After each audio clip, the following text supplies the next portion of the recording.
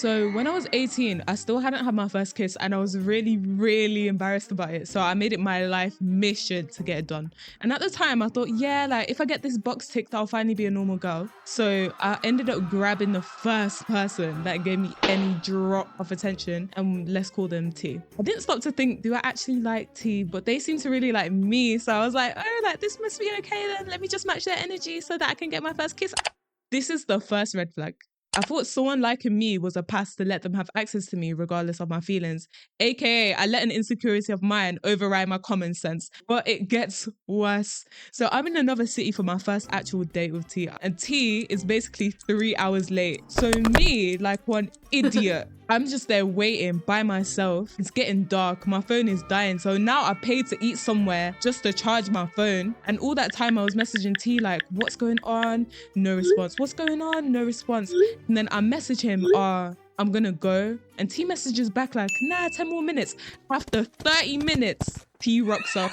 This is red flag number 2. I should have just left. But remember, at this time, I'm thinking, bruh, like, I'm already here. I might as well stay. I'm really far from home. I might as well just enjoy it because he's paying for everything. What. So we went to this arcade in Camden. So we're at this arcade. It's fun. I love the arcade. We end up on this game. T sitting down. I'm like, nah, I'm the main character. Let me get what I came for. I went to T. I went in for a kiss.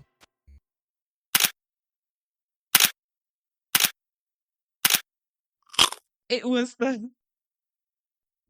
the worst decision of my life. If I'm lying, I'm flying. I came back soaked. I felt like I got baptized in spit. Like, T is smiling. So I know I wasn't the culprit. This wasn't just a red flag. This was my final straw. It literally drowned my will to live. Like, for the rest of the day, I even get PTSD thinking about this. For the rest of the day, T was taking opportunities to kiss me and I'd have to dodge it or dissociate from my body to fake a smile. But technically, on paper, I did get what I wanted and this didn't make any sense to me. This is not how I imagined it to be. I thought it was going to be like fireworks. Poof, poof, poof, poof, poof. I thought it was going to be something that I never wanted to end, but my God. Oh. Anyways, the reason I'm talking about this is I wanted to rush something for the sake of having an experience. And this is something that other people deal with, so I just wanted to share. I was happy to use T as an actor in a scene that I wanted to play my life just so that I could be included in certain conversations.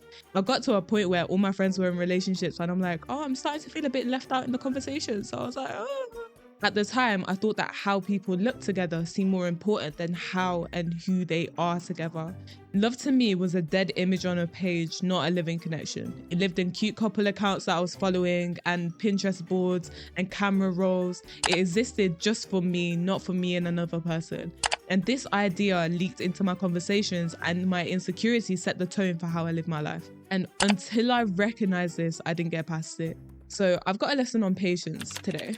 Looking back on this era of my life and having learned and lived since then, I've realized that everyone feels behind in their life at times in one way or another. And it never ends, so like you might as well just stop trying to keep up with others yesterday. And when you compare someone else's hurdles to yours, you'll mess up your own race and wish that you only focused on your lane. So take your time, stop trying to rush milestones, and in the end, patience will always bring you more than you expected. Anyways, I hope you enjoyed watching, and until next time, Alicia. Theodore.